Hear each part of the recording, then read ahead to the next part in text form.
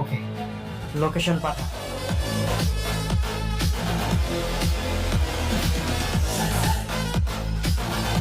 তবে কি স্মৃতি ফিরে পেয়ে শেহজাদ খান সত্যি ঋতুকে ভুলে যাবে, নাকি আবারও তাদের ভালোবাসার নতুন মোড় নেবে? দুনিয়া টাকার গোলাম নাটকের 17 নম্বর পর্বে অপেক্ষা করছে একের পর এক চমকে দেওয়া ঘটনা। তো আসসালামু আলাইকুম বন্ধুরা, আশা করি আপনারা ভালো আছেন। দুনিয়া টাকার গোলাম এই পর্বে দেখতে পারবেন স্মৃতি ফিরে পাওয়ার পর শেহজাদ খান তার মেয়েকে খুঁজতে বের হয়। এরই মধ্যে ঘটে যায় ভয়াবহ ঘটনা। হাসপাতাল থেকে তার মেয়েকে অপহরণ করে নিয়ে যায় দাউদ খানের লোকেরা এবং একটি গোপন স্থানে লুকিয়ে রাখে।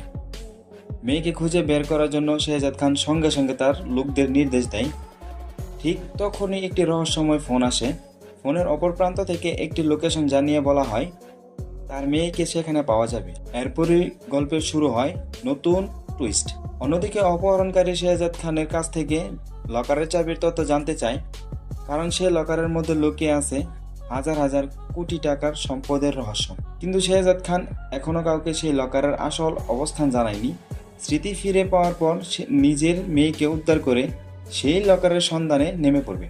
এদিকে ঋতু ভেঙে পড়ে বাড়িতে ফিরে যায়।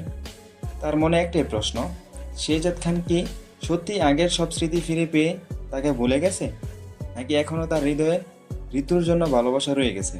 গল্প এখানেই শেষ নয়। রিশাদের বিরুদ্ধে প্রতিশোধ নিতে এবার শেহজাদ খান ফাতেমার কাছ থেকে পুরো সত্য জানতে চাইবে। ফাতেমা জানাবে কিভাবে তাকে অপহরণ করা হয়েছিল, কারা তাকে আটকে রেখে এবং কিভাবে সে ঋতুর বাড়িতে আশ্রয় নিয়েছে। সব সত্য জানার পর রিশাদের বিরুদ্ধে বড় পদক্ষেপ নেওয়ার সিদ্ধান্ত নেবে শেহজাদ খান। 17 নম্বর পর্বে আরও দেখতে পারবেন শেহজাদ খান প্রথম তার মেয়েকে উদ্ধার করবে, তারপর ফাতেমাকে রিশাদের হাত থেকে রক্ষা করবে।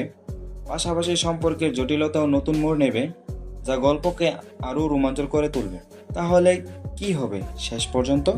শেহজাদ খান কি আবার ঋতুর কাছে ফিরে যাবে, নাকি ফাতেমার সঙ্গে তার নতুন জীবন শুরু করবে?